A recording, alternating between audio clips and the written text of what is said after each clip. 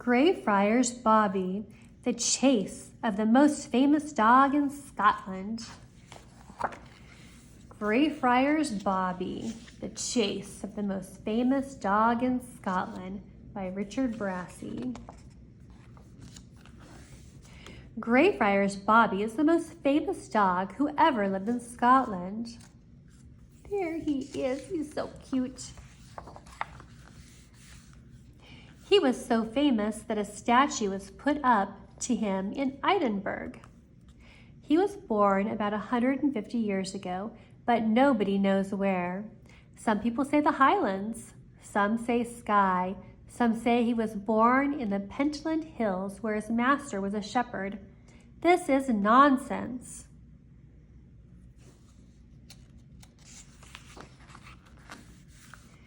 We know that Bobby belonged to an Edinburgh policeman named John Gray.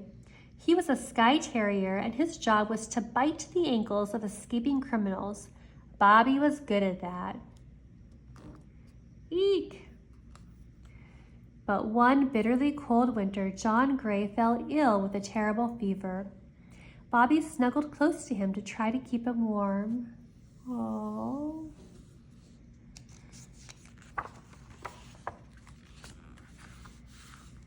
He stayed beside his master even when John Gray died.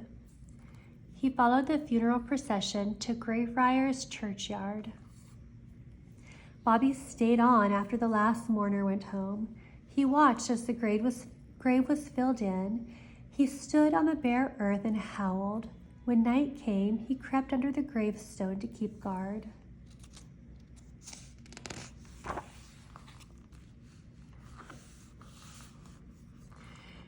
The days came and went, and still Bobby refused to leave his master's grave.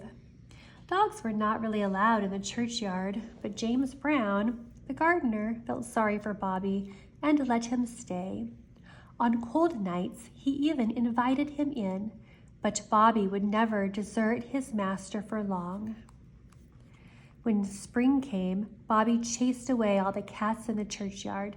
Mr. Brown was pleased. The cats had been a nuisance.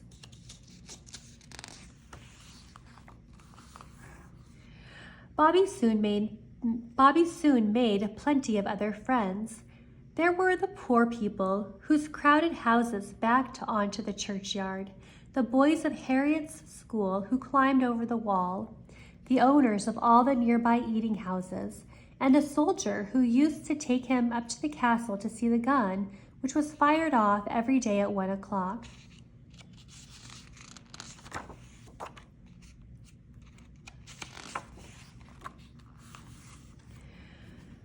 Bobby soon got into the habit of setting off for dinner at the sound of the 1 o'clock gun.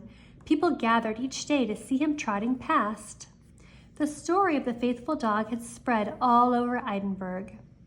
One day, a new owner arrived at Bobby's favorite restaurant. Mr. Trail was not from Edinburgh, and he had never heard of Bobby, but he realized that many people paid to eat there just to see him. "I've known him since he was a puppy." His master was a shepherd. He died in my arms. He gave Bobby lots of extra tasty food to make sure he came every day. He even made up stories about Bobby for anyone who asked.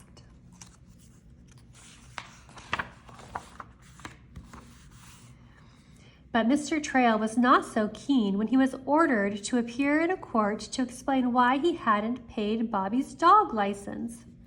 "He's not my dog, Your Honor. He still belongs to his dead master." "Are you suggesting we dig up his master and ask him for the money?" The most important person in Edinburgh was Lord Provost. When he heard this story, he was touched by Bobby's faithfulness. He announced that he would pay Bobby's license for life. He gave him a special collar with a brass plate. Greyfriars Bobby, from the Lord Provost, 1867, licensed. The story was reported in all the newspapers. Greyfriars was soon crowded with sightseers, painters, and photographers.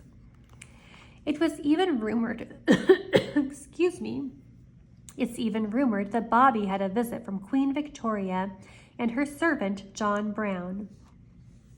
See, Brown, he mourns his master as we mourn our Albert. Ach, you foolish woman!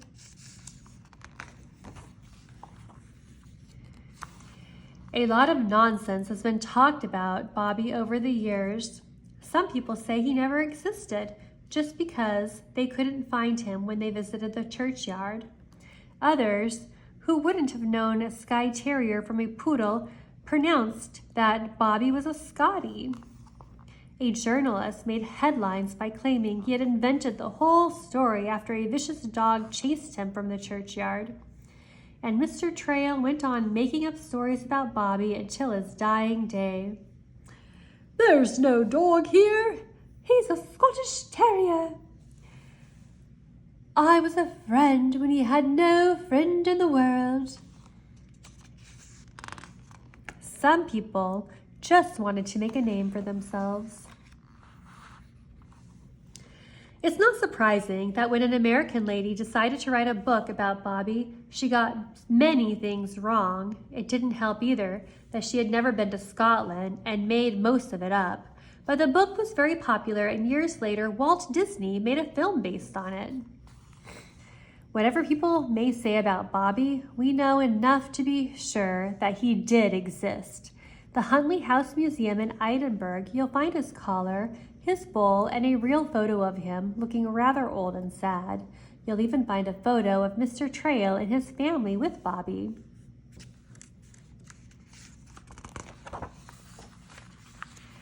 Bobby spent 14 years faithfully guarding his master's grave. When he died, he was buried in a flower pot in front of Greyfriars Church. 100 years later, a stone was put up to mark the spot.